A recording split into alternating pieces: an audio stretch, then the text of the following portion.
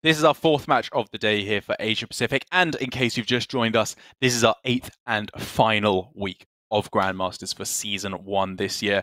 We're going to be finding out two things over the course of this weekend. One of the players is going to be sadly relegated out of Grandmasters, but more excitingly, one of the players from each of the regions as well, I should say, is going to be going through to the global finals later on this year. And with Ryvius and Posesi up now, the winner of this match will be going through to the semi-finals, at least, to be played out on Sunday, along with two players from the Group B matches to be played out tomorrow. And then on Sunday, we'll be finding out who's going to be going through to the finals later on this year. But before we can get into any of that, Gia, we have, of course, Ryvius versus Posesi, and the same bans that we saw when these players went up against each other just a little bit earlier on today.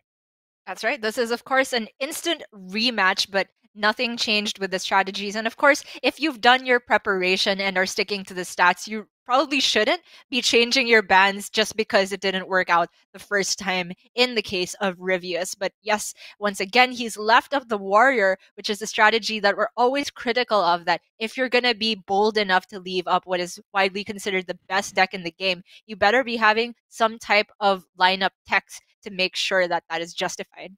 Yeah, I will say that I think, at least in Asia Pacific, as I said, where we have plenty of druids as the big kicker, leaving up Demon Hunter and leaving up Warrior are comparable in terms of they're going to get a win decks. Like Demon Hunter, we have quite consistently seen, has very easily been able to get a win, as Warrior has. You have less of a chance, I will say, of sneaking a win against the Warrior than you do against the Demon Hunter. But I can definitely understand Ryvius' thought process, especially when he himself, as we can see here, has omitted the Demon Hunter from his lineup, because that is a very bad matchup against the Warrior. The problem, of course, comes in, Gia, with his own Hunter as opposed to the Demon Hunter, which does not look like it's stacking up very well. Yeah, Hunter is always a deck that, when we see it on paper, Highlander decks play one big threat every turn in increasing size. That should be good against Warrior, right? But in practice, it always seems to stumble, and our GM stats reflect that Hunter has been struggling against Warrior. So it's up to Ryvius to prove that that matchup is not actually that bad. But for now, we're going to start with the Druid for him. And in the two games we've seen thus far from this Druid for Ryvius, he has been a Breath of Dreams gamer, but it does not appear that is going to be the case right now, as on the other side, Posesi has pretty much the three cards you always keep in every matchup here. Oh, yeah. With the Sky Raider, Corsair Cache, and Warmall Challenger. What a curve. Oh, yes. It's not to say that Ryvius' hand is bad, though. He still just has every good card you want from the non-dragon version, which is Fungal Fortunes, Overgrowth, and Exotic Mount Seller. But make no mistake, anyone tuning in now, Ryvius is bringing some of his signature spice. There's two Explorers in there and two Breath of Dreams. That's right, going for kind of a hybrid package where you have some of the dragons, you have the Breath of the Dreams, but you're not going quite so all in on the Onyxia, Alexstrasza, Malagos stuff that Ball Control and a few other players were trying a couple of weeks ago. Or Posesi, he could go for the Warmall, just unchallenged on board. He's one Inner Rage away from just running away with the aggressive game plan, but for now, the Rampage doesn't look like it's going to be able to have a target. So instead, going to start clocking away with his weapon. Damaged Lackey could be used in some instances to actually damage your own Warmall Challenger to activate Rampage. You're not wrong. You are not wrong. And I think it makes sense just as it's kind of gives you much stronger options over the next few turns. Otherwise, you're looking at Bomb Wrangler into Henchman Burglar, which, while decent, is better saved, I think, with the Bomb Wrangler to go for a risky skipper turn later on. Like the sound of that. And for Ryvius, I'm liking the sound of getting his ramp going. The curve looks great for him already to go Emerald Explorer into the Mount Seller turn. Yeah, I will say it's a little interesting that he went for the play of Coin Overgrowth instead of Breath of Dreams on that turn into Overgrowth, because he could then still have gone for the Mount Seller on the same turn and instead had an extra coin to work with as well. I mean, what this unlocks, though, for Ryvius is actually just full ramp again next turn, right? Overgrowth, True. Breath of Dreams, and then he just has 10 mana to work with when Posesi has 5. That's a great point. And that means he has room to play around with an Overgrowth game plan. maybe there is just a way that this deck goes longer against Warrior than the other iterations of Druid. Things getting scary on both sides here. Obviously, when Posesi sees this from Ryvius, he is going to be going, oh my goodness, what on earth is he building towards here? As you can see from his expression. But I will say, still, on the other side, Posesi is not left defenseless. This is the kind of hand that only needs that tiny little bit of extra help and can start doing some incredibly powerful things. For now, he can just play decent-sized pirates on curve. He got great generations from the Sky Raiders. Just the Hench Clan Burglar could give him, say, Titanic Lackey alongside the Live Wire Lance is a pretty decently sized minion.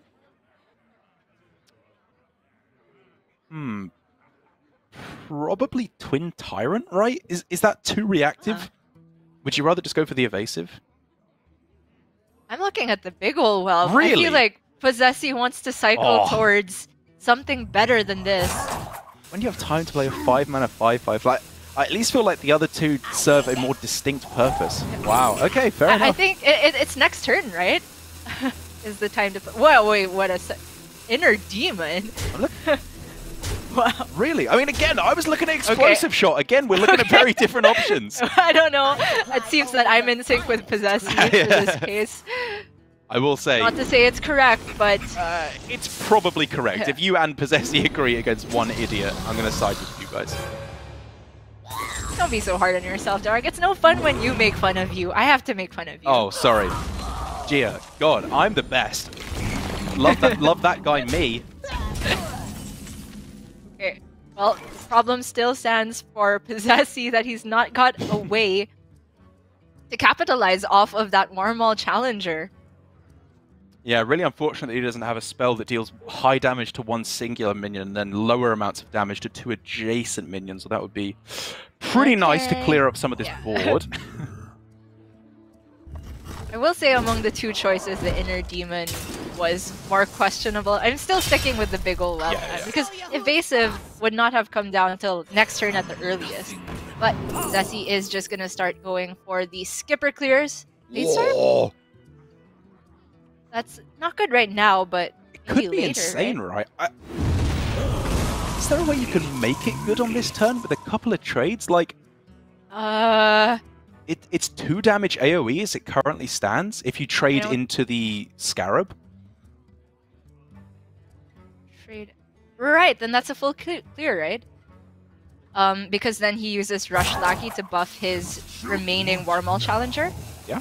I mean, you leave a 2/2, but you get rid of the Mount Seller, which is the big deal. Yeah, there may be a better way to go about it with minions, of course. No! No, Posesi! No! Oh no! He messed it up! Oh no, Gia! No! That was a really difficult turn, but it was a difficult turn. Clearly. Yeah. But the result, while it is a slight difference, is absolutely disastrous for Posesi here.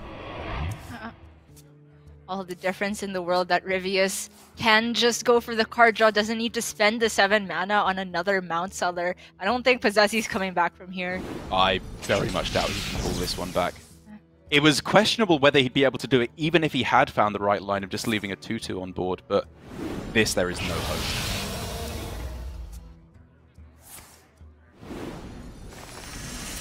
I think it would have left 2 2/2s because of the Zixar as well, but any amount of 2/2s better than 1 Mount Seller, I'd say. Exactly. Because this just happens. Yep, there is absolutely no coming back from this at all. Posesi now, this is the crucial moment, Gia, where we see the players who can come back and the players who can't. He needs to just let that go. It's so easy to just beat yourself up over this, hold yourself accountable. Obviously, it was wrong, but you cannot let that get to you, or he will just continue to make these mistakes. And I hate to say it, but we have seen Posesi get in those mental states where he just gets too far in his head, gets down on himself, starts to doubt how good he actually is. It culminated in that play where he just confused a Bog Beam for an Iron Bark, and that was just really rough on himself. But I feel like he managed to pick himself up after that. It's now just a question if he's able to pick himself up within a series, which is really testament to a different facet of Hearthstone players, right? Just being able to stay focused is a part of the game outside of the game itself.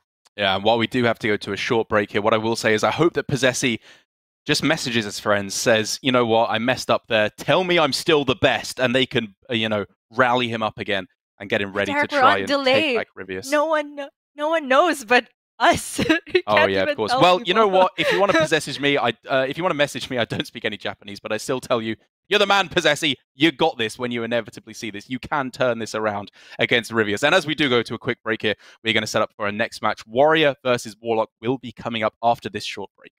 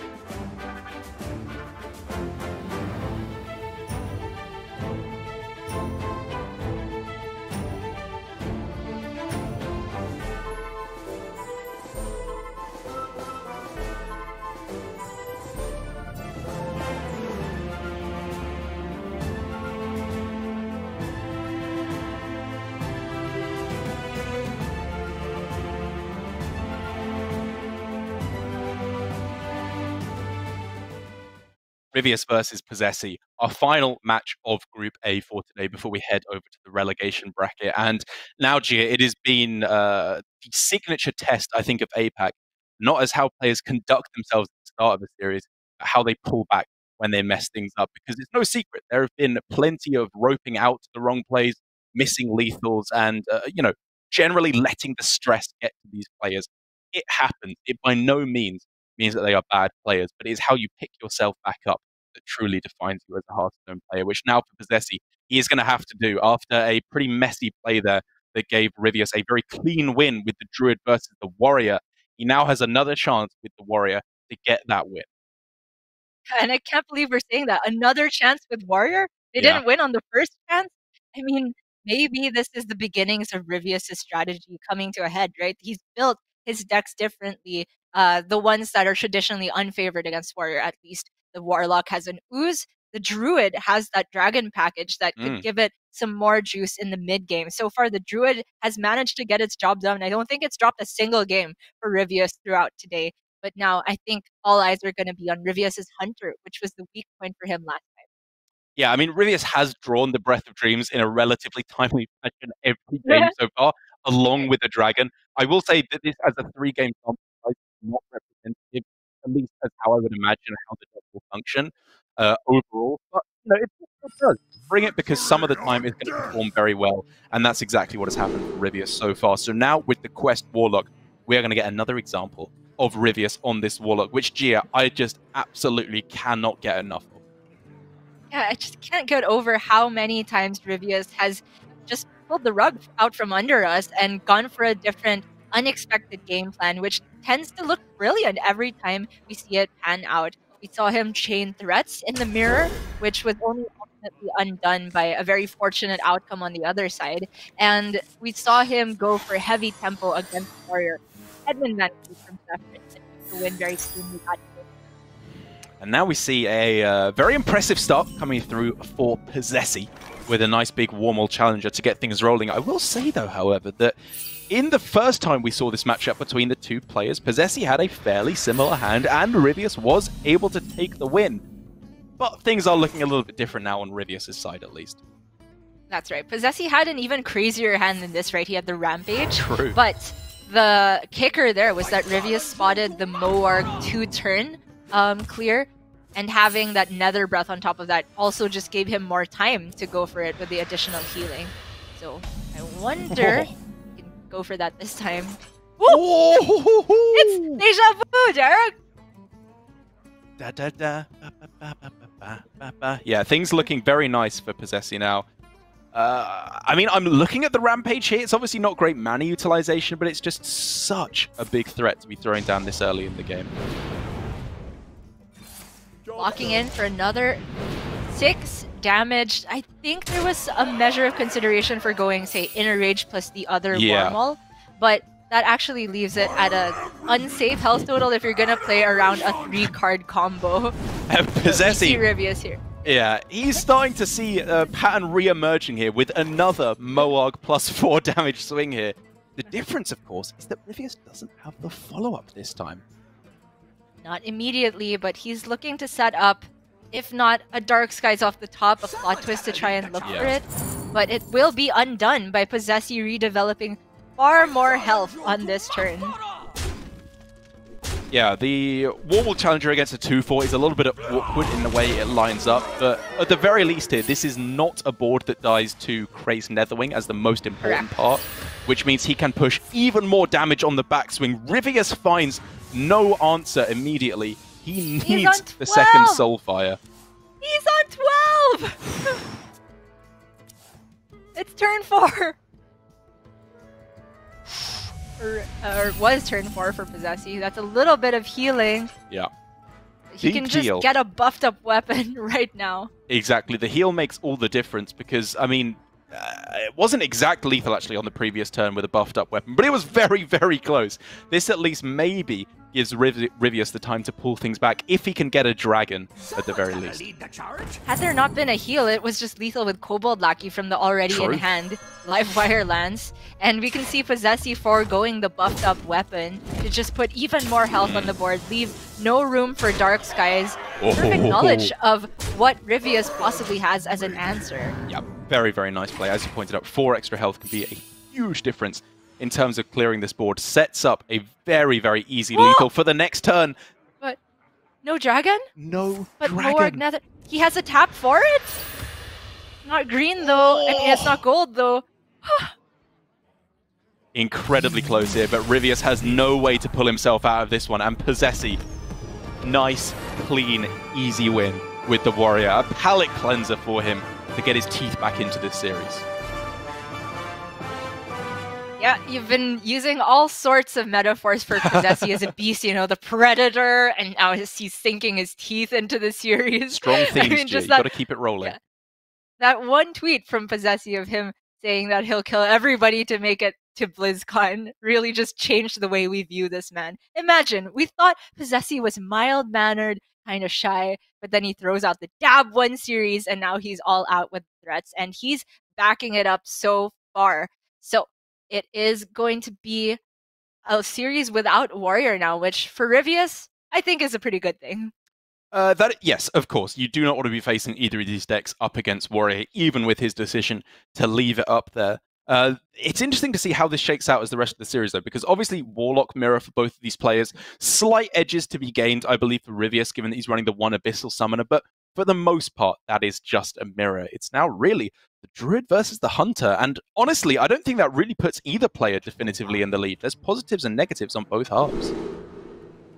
I would tend to agree, but we are getting on the matchup which is highly contested, had a show match between RDU and Bloodyface, in which RDU as Druid went 8 versus 3 from Bloodyface, although it's worth noting that the casters for that event, Fino, Hunter Ace, and Orange did not always agree with how the Warlock was being played. But I do know that the Japanese players feel that the Druid is favored in this matchup.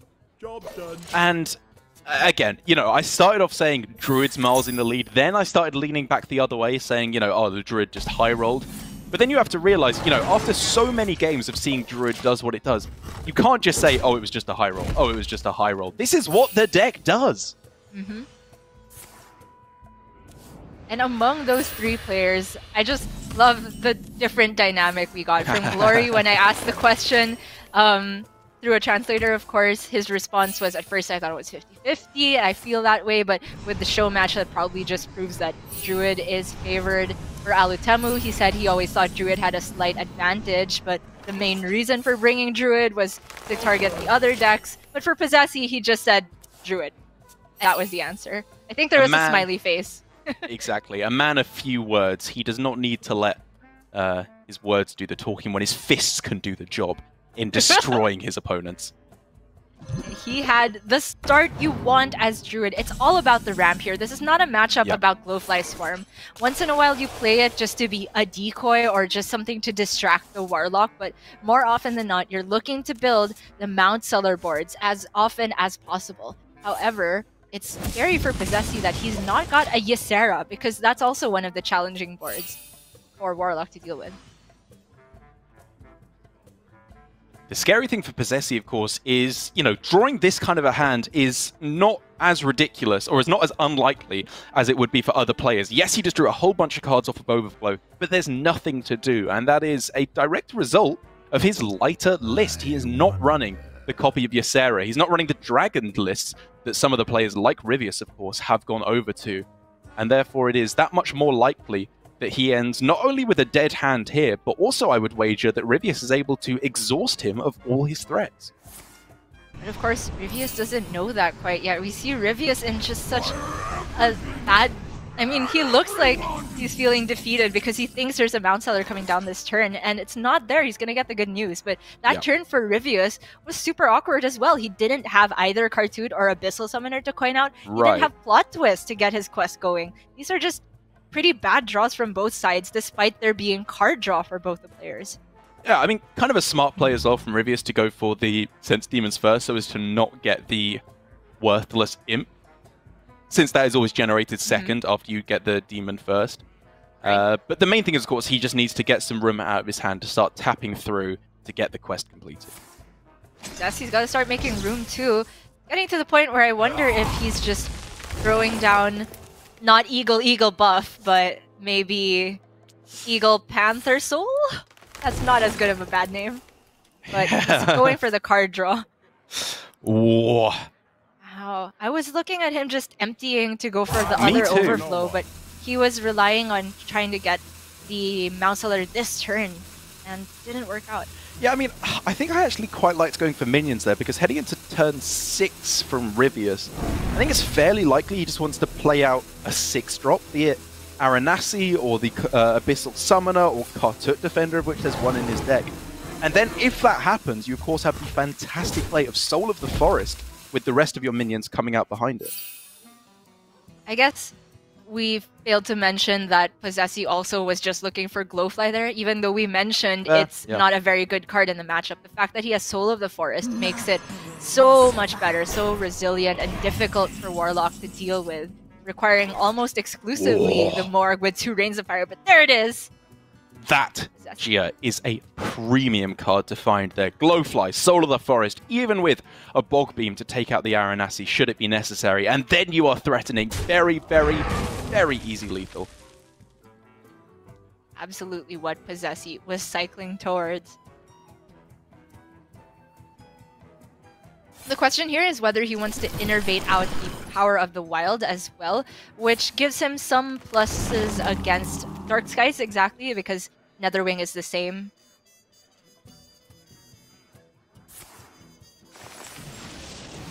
Yeah. all in is Posesi. And it also just plays towards, you know, emptying the hand for overflow follow-up if he doesn't get the lethal with this board. Yeah, obviously the consideration now is you want to save as many spells as possible to go with the exotic Mount Seller. But I just think by going for it here, you still have a decent Mount Seller play on the following turn, and it just makes it that little bit more likely that you hit lethal here.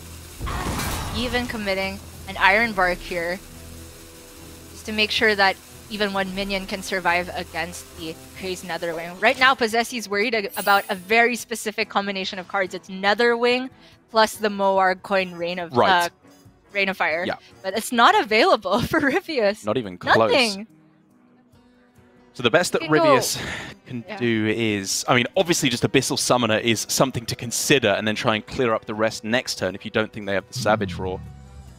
And, I mean, I think that might just be best. Plot twist, what can that even hit? Yeah, even if you get double Rain of Fire here. Yeah. Not good enough. Ryvius is just probably hoping for Netherwing as a likely way to deal with the first board and hoping that the Savage Roars aren't there. But Posesi has this one locked up. Yeah, I mean, the weird thing is, though, he kind of needed to tap into 0 mana Netherwing and then hit Moarg Rain of Fire to go along with that. Oh, but he doesn't even get the quest even complete. Yeah. No chance at all. I think Ryvius' best shot was just to hope that there wasn't a lethal on the other side. He goes for this instead. But you can clearly see Posesi's got damage for days. A Savage Roar from the Apex Predator of Hearthstone brings him up to 2-1 in this series up against Ryvius. 1 away from advancing through to the semi-finals. And that would mean, Chia, that we would have 2 Japanese players already through to the semi-finals. I'm not sure if that would... it wouldn't guarantee us a Japanese player to be in the final quite yet, I believe, given how the kind of the brackets would match up. But it gets us very likely to that point.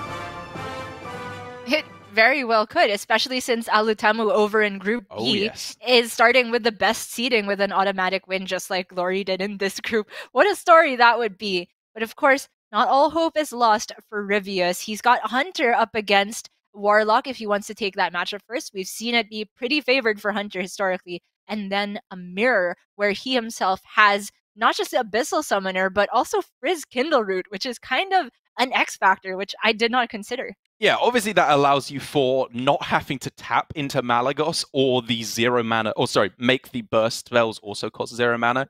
You can just get a 7 mana Malagos, and then all of a sudden you're very easily dealing 18 burst damage with a Netherbreath Soulfire in order to close out the game, which again, if it does get to that point, which it likely will, is another X factor that goes in Ryvius's favor. So even though I think Posesi is still in the lead, given that he's 2 games up to 1, you have to be pretty unfavored in both the matchups to be unfavored to take the win. Ryvius has a really good shot at pulling this back. Quest Warlock Mirror, it's been too long. Of course, Ryvius is bringing that twist for his decklist that we mentioned, but I'm just so curious to see how Ryvius is going to play it out this time, because every single time we see this man on this deck, he's doing something. And so when you say he's doing something different, obviously by that metric, you have to establish what the standard thing to do is. So what are we looking at as the kind of basic standard game plan in this matchup? Yeah.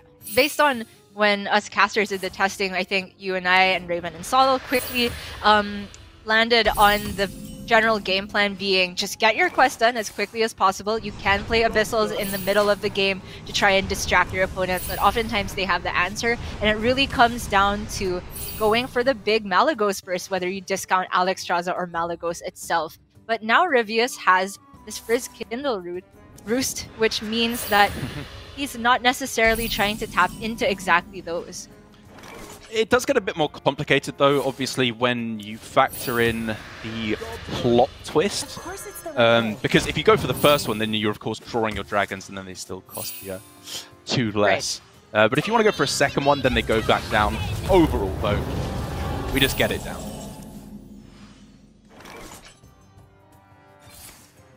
Pretty funny interaction, that. But this is at least a game where both players have the twists. It's not going to go run away in one person's direction for the quest completion.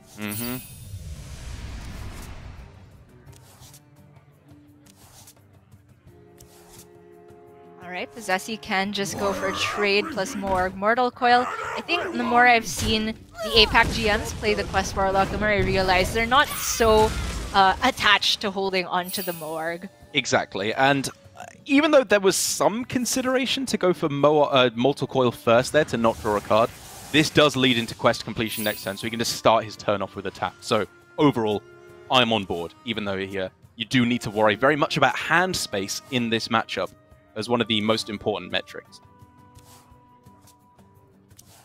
Ryvius getting back the coin there. It's actually a pretty big deal. We often say that the coin is just the best card in the mirror. Yeah. Allows him flexibility and a nicely dumpable card.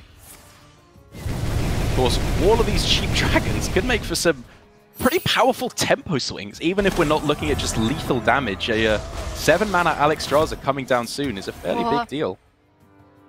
Another big deal is Posesi drew the Malygos, so it's not possible to be discounted to 0 anymore. He's not got a Frizz of his own. That wasn't a possibility either. Oh! Right. This is quite complicated, isn't it, Gia? Yeah. Yep. Say that again. So I mean, he could just play the 8/8 now, but if that gets cleared, he's suddenly losing one of his best ways to come back on the board. So many. Obviously, the Moarg is a threat, so you're probably going with Mortal Coil or Rain of Fire, I suppose, if you don't want to draw a card to fill up your hand in order to clear it off first. Right. So it's Coil if he is playing the Alex, right? And it's Rain of Fire if he's not. I mean, not necessarily, because even then you do want to give yourself the option to just tap freely on the following turn.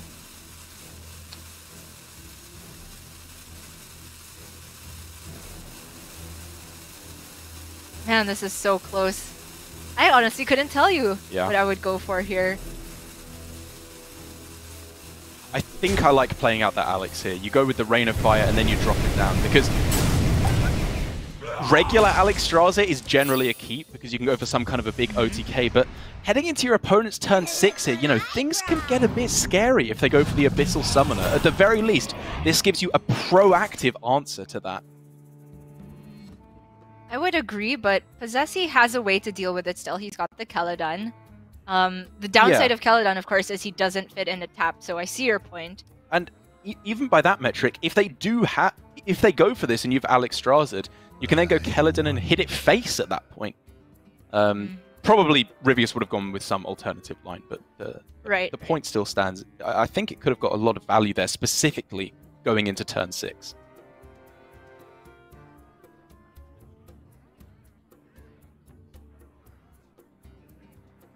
And it's worth noting that if we line up the two decks for value versus value, Ryvius just is ahead because he has an Abyssal Summoner, whereas Posesi doesn't. So in theory, you would expect that means Posesi would want to be the aggressor because he can't win if all the cards just get their max value out.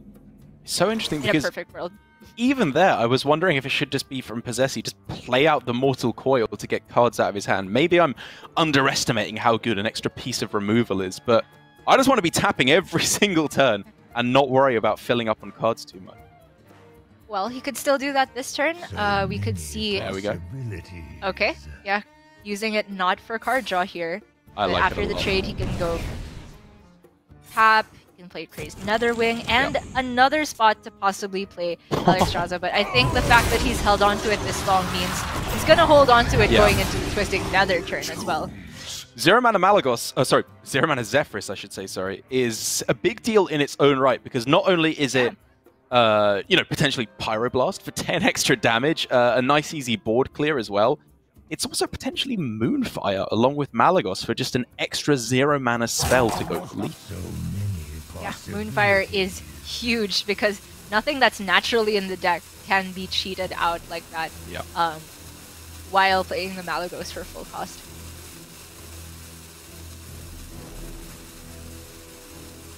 I mean, if you're not playing it a couple of turns ago, you're not playing it now, right, going into turn 8? I completely agree. Wow! Whoa! Right at the end of the rope there. I didn't even realize Posesi had time. Ooh, 7 now.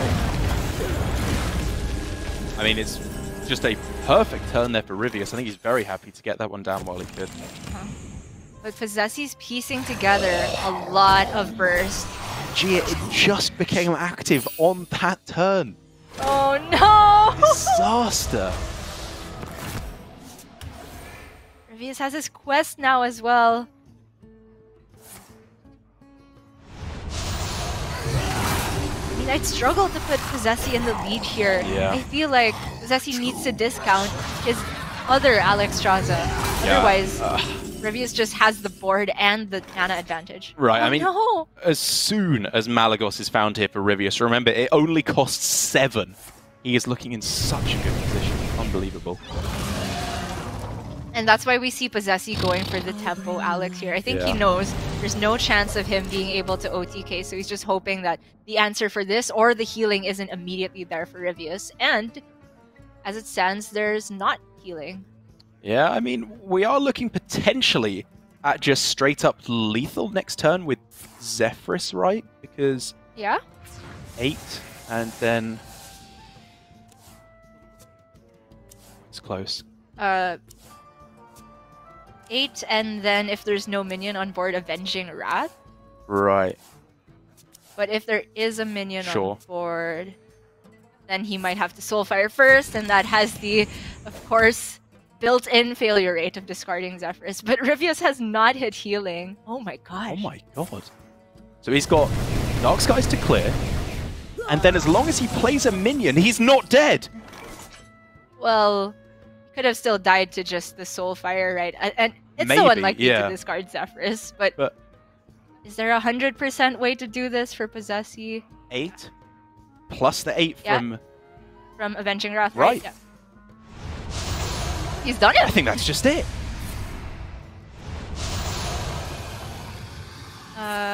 This way gives Fireball as well? Sure. Still gets lethal, either way. Your wish is my suggestion. Oh my gosh, this way also just beat there being a minion on board. And Posesi has left the building! He is too happy! Alright, I hope he picked up a prop. I hope that's what he did. Peace signs thrown out. Oh, good. Okay, fine.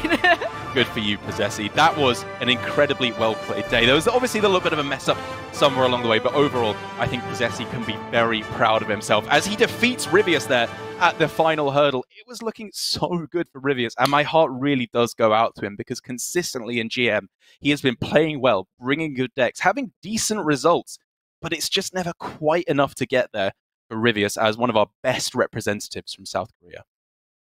Yeah, it's really tough to say that, especially since I think Ryvius is always one of the most well-prepared of the GMs. We've seen GMs going for very risky strategies, but Ryvius is that perfect balance between risk and genius, right? He goes for something off the wall. We're not even seeing it from his practice partners in South Korea, but he himself puts in the time, puts in the innovation and the optimization, and comes up with these deck lists that, in the end, tend to set the trend for APAC. I would not be surprised to see versions of this Dragon Druid going into Yeonchaping next week.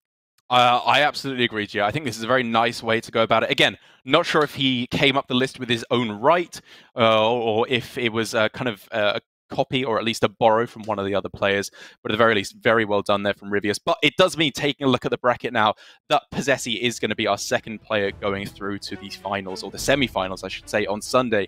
And Gia, the story just continues here. The Japanese players are unstoppable. Glory, one match we saw today, and he just destroyed Ryvius completely. And then Posesi bringing up very nicely in second place here.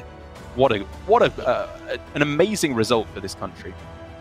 For sure. And for Posesi in particular, it's got to feel great because he did start off the day with that loss against Ryvius in their first go at it. And with a tweet as, you know, threatening as Posesi put out, I'm sure he wanted to make sure that there was some fight behind all the bark. And he's really shown that he has what it takes. We will be seeing how Alutemu does in Group B tomorrow. But before that, we have the harder match to go through today.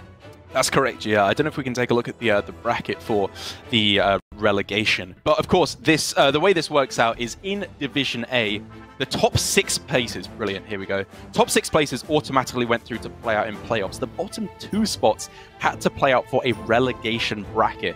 We have, of course, already sadly had to say goodbye to both Staz and Samuel Sao, who will not be returning to Grandmasters next season. But this season, there are 3 players being relegated out, which means 1 final player has to go out. Flurry and Kin, however, Gia, have the most chances at saving themselves.